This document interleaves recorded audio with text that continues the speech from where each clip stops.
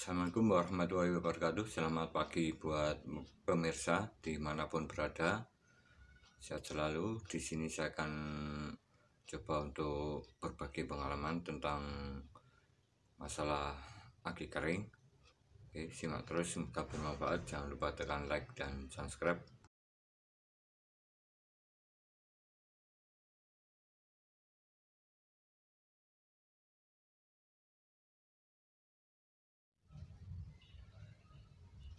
Oke teman, di sini ada sebuah komponen elektronik yang biasa disebut elko. Untuk kapasitasnya 100 mikrofarad, voltasenya 50. Dan di sini ada beberapa pin, ada 2 pin. Ya, ada yang kawat yang panjang dan yang pendek. Dan untuk kawat yang panjang ini adalah positif dan yang pendek adalah negatif. Karena di sini untuk pemasangannya tidak boleh terbalik, harus tepat pada bagian positif maupun negatifnya saat pemasangan di komponen elektronik.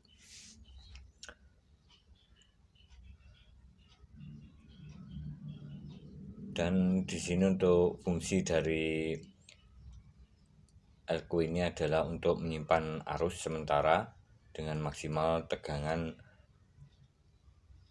di bawah 50 volt atau sekitaran 35 volt. Ini sangat bagus sekali dan awet saat kita gunakan di komponen elektronik.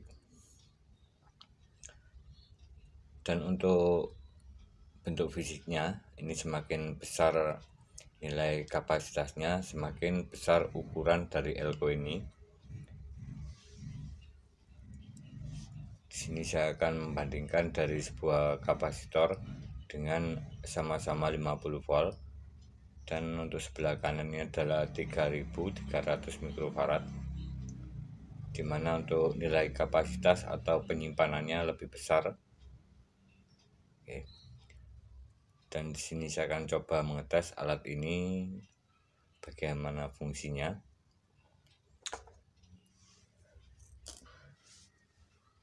Oke, saya siapkan sebuah aki 12 volt untuk kutub negatif dan ini untuk kutub positif.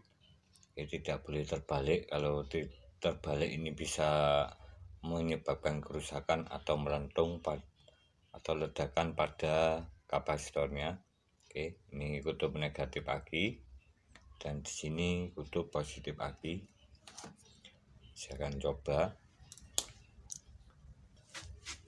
Untuk sebelumnya di sini saya akan coba menggunakan lampu motor. Oke, saya coba untuk akinya. Oke, ada arusnya sudah menyala. Oke, dan di sini saya akan coba untuk kapasitornya tadi. Oke, yang negatif sebelah sini. Kita perhatikan saat dihubungkan, ini dalam keadaan kosong. Oke, timbul percikan. Oke, ini. Oke, sudah hilang percikannya. Dan di sini saya akan coba mengetes apakah kapasitor ini masih berfungsi dengan baik, melakukan penyimpanan. Oke, saya hubungkan langsung seperti ini, kutub positif dan negatifnya. Oke, ada percikan, ada penyimpanan pada kapasitor ini. Dan kapasitor ini banyak digunakan pada komponen elektronik, terutama untuk daya penyetabil dan untuk daya simpan sementara pada sebuah komponen elektronik. Dan di sini ada sebuah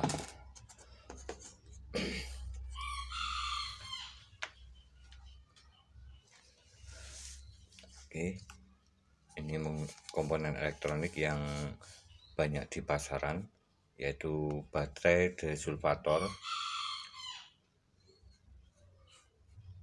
Dan di sini untuk kondisinya seperti ini, desulfator clean, pembersih dari sebuah kerak aki di dalam plat selnya. dan alat ini bekerja pada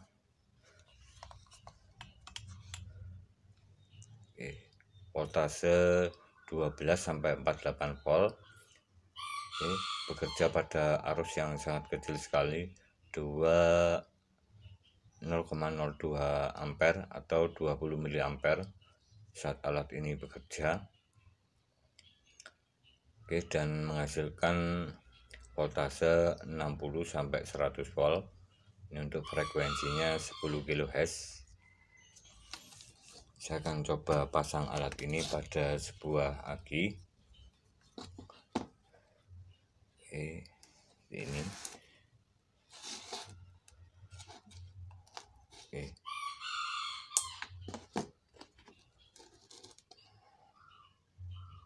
Membaca voltase.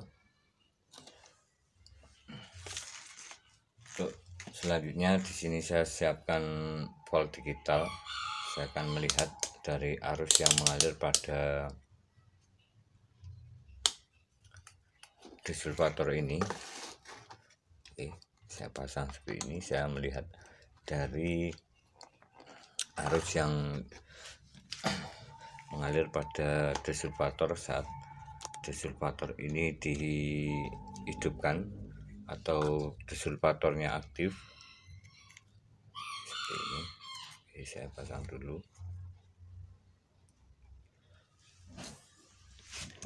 Sudah tersambung.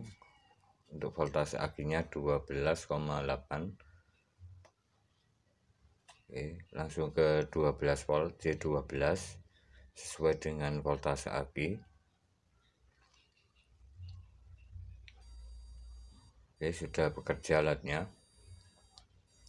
Ada suara pada alatnya ini, dan disulvator ini mengalirkan arus sekitar 0,04 ampere saat alat ini LED birunya ini menyala dan menimbulkan suara seperti ini.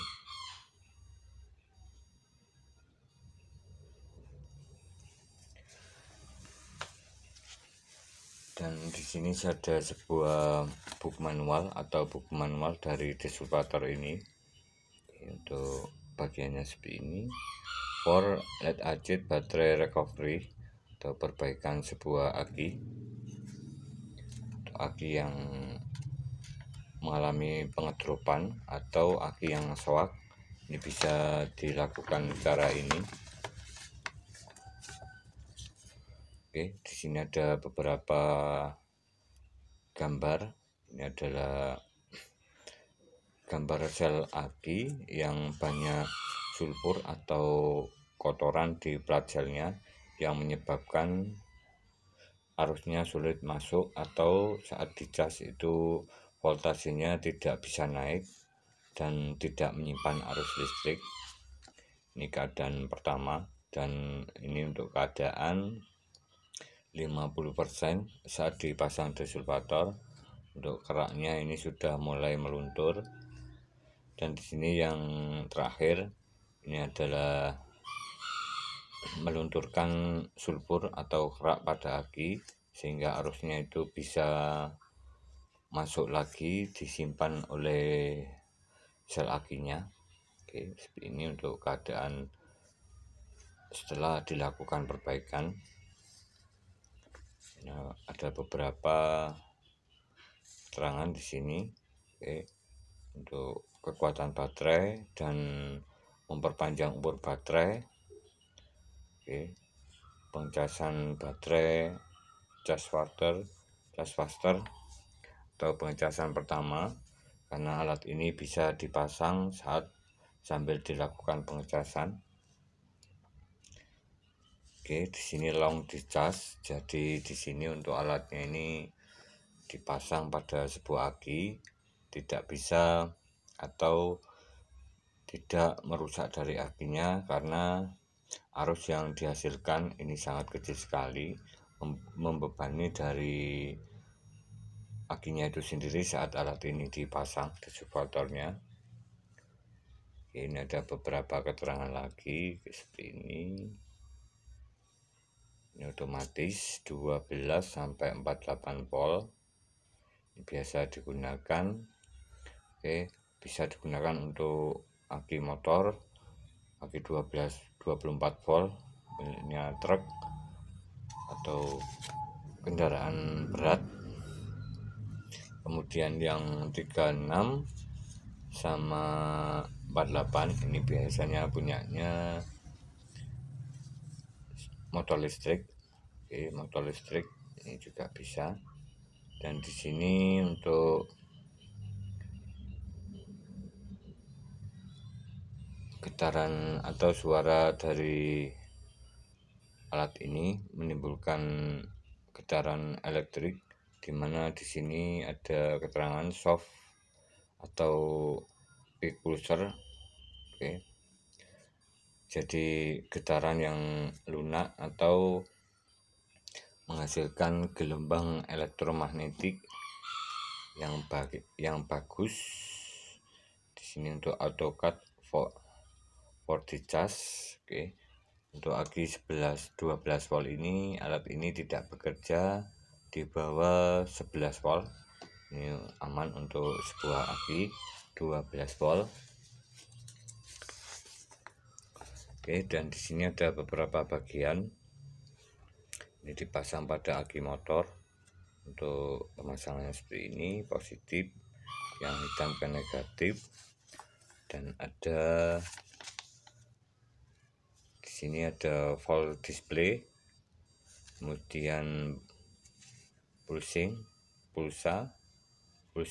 display, press start. Di sini di bagian sini. Saat ditekan seperti ini bisa menyetel dari voltase pada sebuah aki. Ini bisa 12, 24, 36 dan 48. Dan untuk selanjutnya, bos, di sini untuk 12 volt, cut off 11 volt, 24, 22, 36, 33, 48, 44 volt. Dan di sini keterangannya seperti ini. Dan untuk jabet dari distributornya seperti ini. Dan alat ini tergolong cukup mahal untuk distributor ini. Karena di dalamnya ini setelah saya buka itu ada rangkaian seperti IC atau controller dari pulsanya itu sendiri, penghasil pulsa chargingnya sendiri.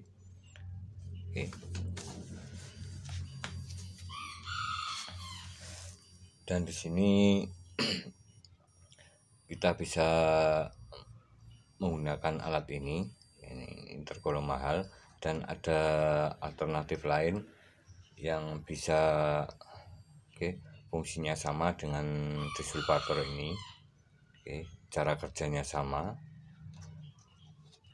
untuk aki 12 volt.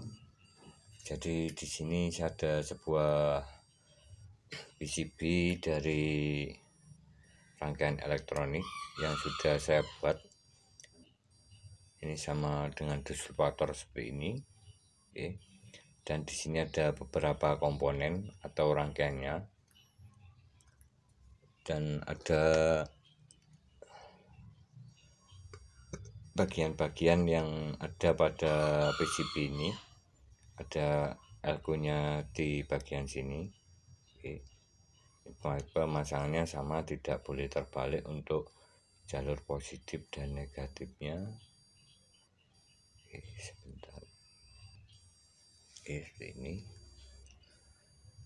Dan di sini untuk rangkaiannya, di sini positif. Untuk simbolnya seperti ini, saya pasang seperti ini. Satu saya pasang seperti ini. Dan di sini untuk distributor ini bekerja pada aki 12 volt. Ini saya gunakan untuk aki 12 volt.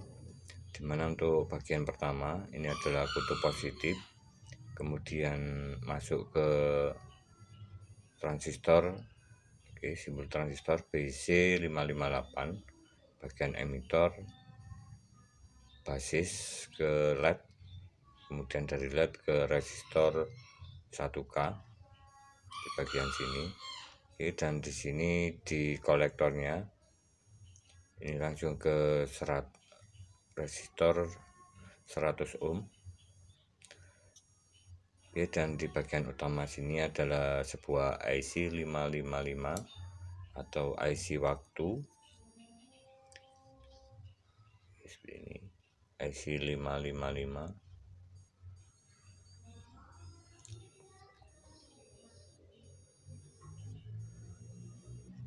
Dan di IC 55 ini pada bagian pin, oke, 1 2 3 4 5 6 7 8, karena di sini tanda awalnya 1 dan ini 1 ke negatif, 4 dan 8 ke positif atau ke resistor 100 ohm di bagian sini. Oke, dan kemudian di sini ada resistor 1K ini ke bagian pin nomor 7. Oke, di bagian sini.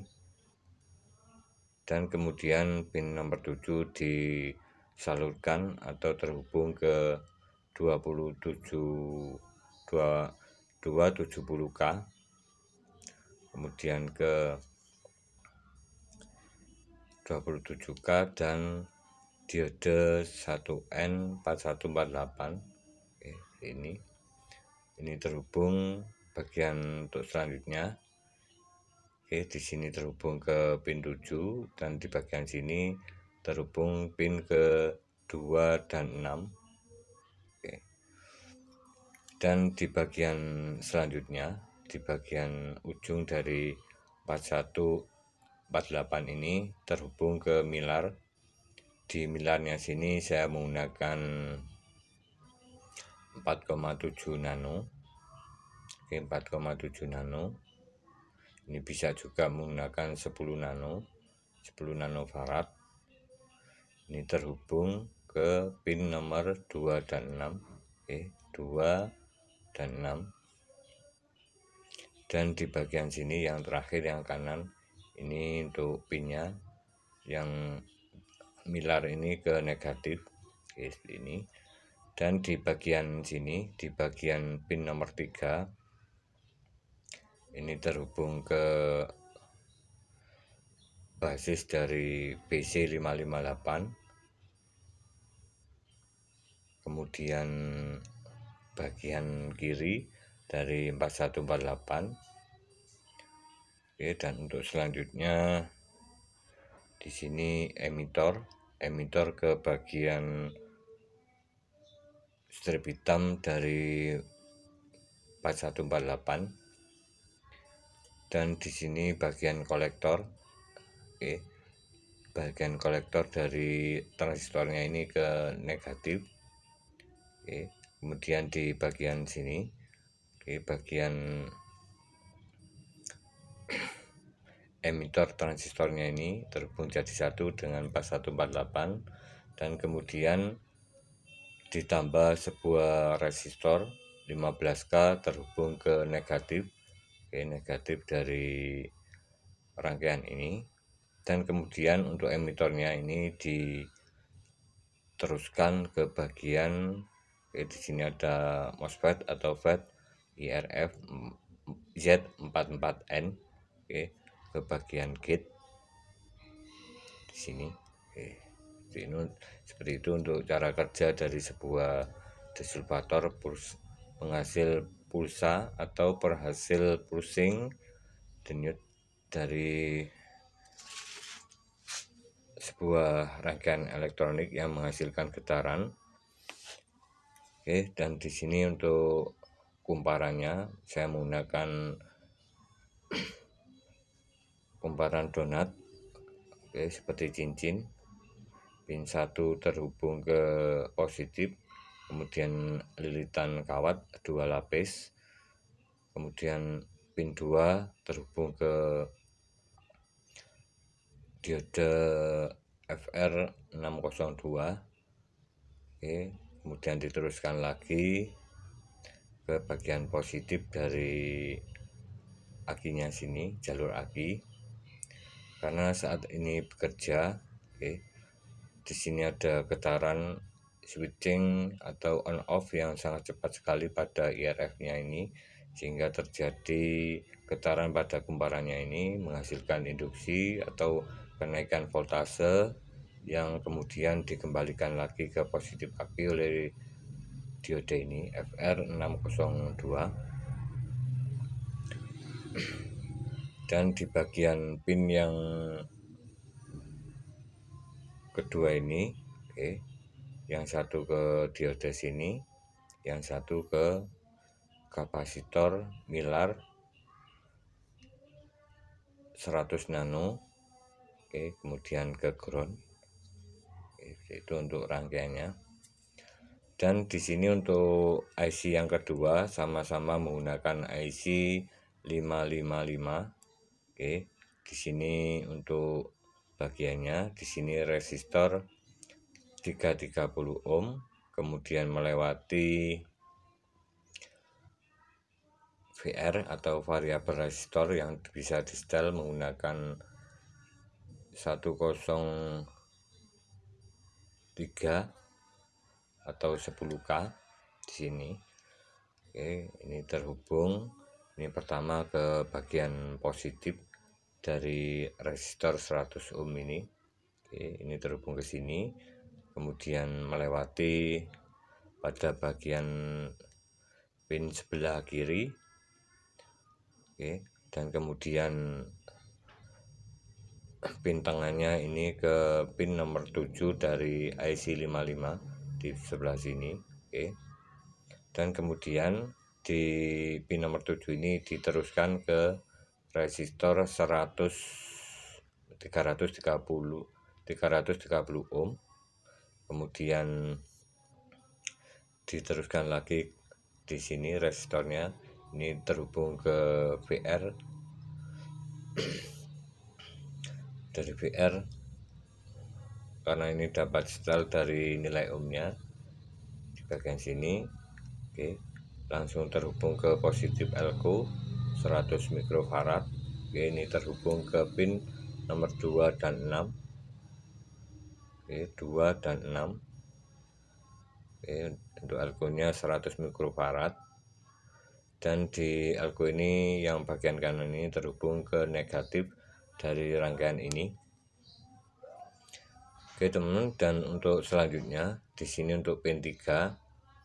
Pin 3 ini terhubung ke lampu LED.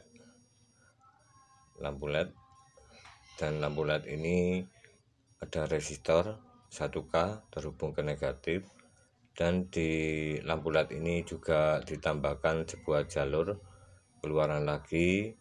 Ini di sini saya memakai 330 ohm, kemudian ke MOSFET kedua bagian gate. Dari gate ini berfungsi untuk on off switching supaya dari disturbator ini bisa bekerja on off atau terhubung atau menyala seperti flip flop seperti itu. Dan di bagian sini, ini G untuk pin dari IRF Z44, GDS.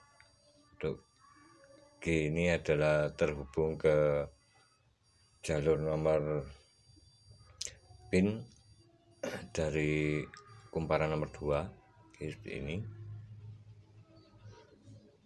Dan kemudian di bagian S atau source, drainnya ini terhubung ke pin kumparan nomor 2, dan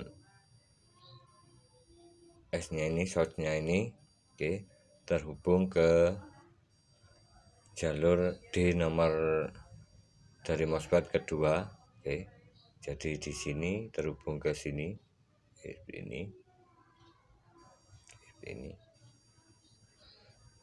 dari source ke drain pada MOSFET kedua. Dari kemudian di MOSFET kedua ini bagian source nya ini langsung terhubung ke negatif, jalur dari rangkaian ini. Oke teman, dan di sini ada sebuah sekring, ini terhubung ke negatif aki. Oke, ini melalui sekring sebagai pengaman supaya nanti saat terjadi kerusakan atau konslet pada rangkaian ini pengaman supaya nanti terputus otomatis, karena di sini saya menggunakan sekitaran 500 mA untuk sekringnya supaya lebih aman. Oke, dan di sini terhubung ke negatif dari rangkaian ini. Oke teman, semoga bermanfaat informasi ini tentang rangkaian distributor yang kemarin ada yang berkomentar tentang secara detail dari rangkaian ini, dan untuk bagian belakangnya seperti ini. Oke, seperti ini. Oke. Dan di sini untuk rangkaian PCB jalur yang berarus besar atau yang terhubung antara bagian induktornya sini, ini adalah penghasil arus terbesar atau menghasilkan ampere yang besar. Ini saya perbesar dari bentuk PCB-nya, jalur layoutnya, supaya nanti untuk menghantarkan panas. Seperti ini untuk fungsinya. Oke teman-teman, dan untuk diagram atau rangkaian dari distributor, oke seperti ini. Oke, seperti ini untuk rangkaiannya. Ini sama, ini fungsinya sama seperti distributor pada umumnya, menggunakan IC 555, menggunakan resistor 15K, kemudian 270K, 1N 4148. Di sini juga bisa menggunakan pilar 10 nano, ini menghasilkan 0,04 atau 40 mA.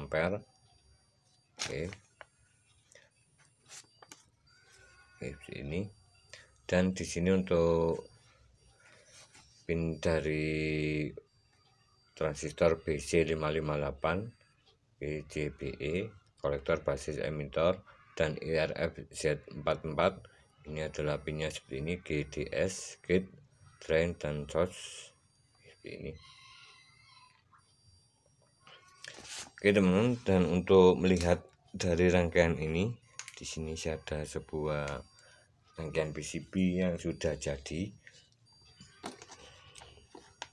Oke, seperti ini untuk barangnya atau kondisinya. Dan untuk rangkaian ini sama menggunakan IRF Z44N, GFR, DDFR 602, kemudian transistor BC558. Oke, di sini ada resistor 100 ohm, oke, resistor 15K, 270K, kemudian 4148, 10. Di sini untuk pilarnya ini 10 nano, dan di sini transistor BC558, 4148, LED.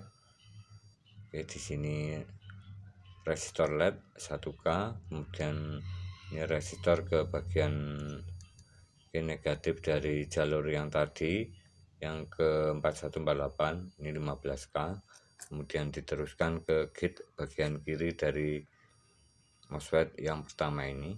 Oke, di sini di bagian kiri sendiri. Oke. Dan di sini untuk IC kedua, IC 555, ini 330 ohm melewati VR 10K, kemudian terhubung ke pin 7. Oke, di sini, dan kemudian di sini diteruskan lagi ke resistor 330, kemudian melalui VR 10K terhubung ke pin 2 dan 6. Oke, ini sama untuk jalurnya, kemudian terhubung ke elko 100 mikrofarad terhubung ke negatif. Dan di sini untuk pin ketiga ini adalah jalur output. Oke, ini LED melewati, ada dua jalur ke LED dan jalur ke 330 ohm, kemudian ke gate dari MOSFET kedua. Oke, seperti ini. Dan di sini untuk elko-nya ini adalah yang elko power supply dari penyetabil dari kedua IC ini bekerja. Oke, di sini saya memakai 220 mikrofarad. 220 mikrofarad. Oke, ini 220 mikrofarad. Oke, di bagian sini power supply-nya. Oke, untuk jalurnya sama. Oke, ini bagian kanan. Ini.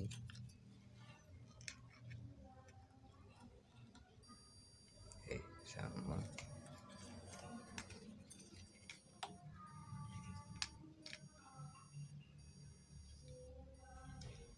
Oke teman, jika teman-teman ingin membuat, ini saya menggunakan software Eagle. Oke, sama. Dan di sini saya akan coba menggunakan alat ini berapa ampere arus yang dihasilkan. Oke, saya lepas dulu untuk distributornya ini. Oke, untuk distributor ini sekitaran 400 ribuan. Untuk distributor yang seperti ini kita bisa membuat dari 50.000 rupiah itu bisa membuat alat ini, kurang dari 50.000 rupiah, karena di sini saya memakai power supply bekas komputer. Dan untuk diode seperti ini IC 55 ini sekitaran 2000-an, ini 1000-an. Oke, untuk transistornya, dan di sini untuk resistornya ini 1000 dapat 10 buah untuk resistornya. Oke, seperti ini. Untuk MOSFET-nya ini di tempat saya ini sekitaran 7.500-an per bijinya. Oke, ini bisa menggunakan menggunakan PCB bolong-bolong, ini juga bisa. Oke, saya coba dulu.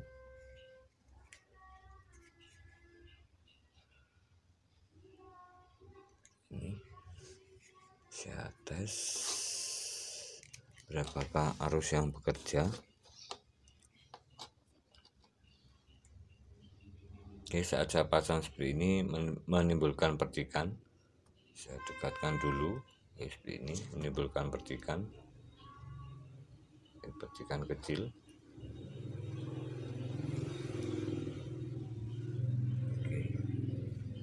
Dan alatnya sudah bekerja.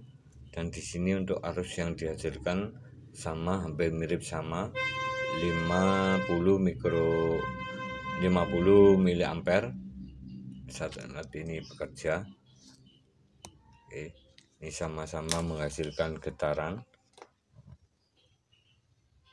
Oke, untuk suaranya kurang begitu kedengaran.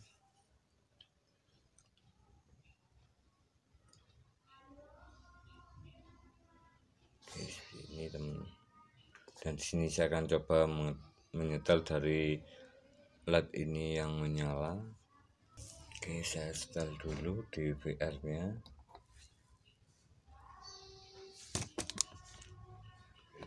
Setel dulu.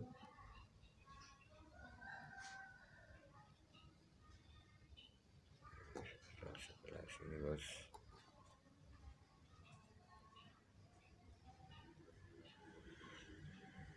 Terlalu cepat.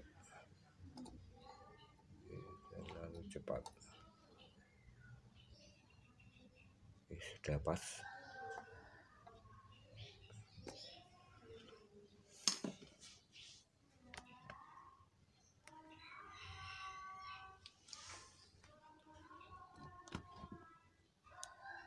Oke teman, dan untuk kondisi aki ini saya menggunakan desulfator. Oke, untuk sebelumnya di video sebelumnya ini untuk voltase akinya kemarin sekitar 5 volt dan sudah saya cas sekitar 12 jam. Dan ini tadi untuk akinya ini agak hangat. Ini mungkin mengalami masalah pada plat sel akinya. Dan di sini saya akan mencoba untuk hasilnya. Saya akan mencoba hasilnya, apakah alat ini berfungsi atau bekerja memperbaiki sebuah aki. Oke, saya gunakan baterai analyzer untuk melihat berapa arus yang dihasilkan atau nilai ampernya. Saya gunakan 100 ampere, dan di sini untuk hasilnya. Oke, di sini untuk voltasenya 12,69. Oke. Dan untuk pengetesannya saya menggunakan 100 ampere, dan di sini untuk hasilnya sangat fantastis sekali, 180 ampere. Jadi seperti aki baru. Karena di sini untuk kondisi aki ini saat dilakukan pengecasan panas, mungkin di sini kita bisa melakukan pemasangan kembali desulfator ini. Oke, nanti saat voltasenya sudah turun di bawah 11 volt, ini bisa dicas lagi. Oke, seperti itu.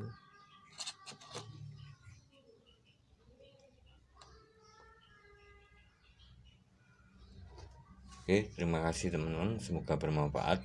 Karena untuk memperbaiki aki yang tergolong mati total ini membutuhkan waktu dan cara yang lebih lama. Jadi di sini untuk hasilnya ini tidak sama dengan kondisi di lapangan atau kondisi di mana sebuah aki itu bisa diperbaiki semua. Jadi di sini untuk intinya, untuk hasil dari sebuah perbaikan itu 50% berhasil dan mungkin 50% juga mengalami kerusakan permanen pada plat sel akinya.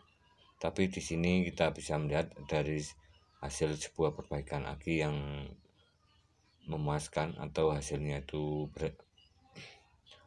berfungsi dengan baik. Ini bisa dilihat dari kondisi aki. Dimana saat kita cas, kita biarkan sekitaran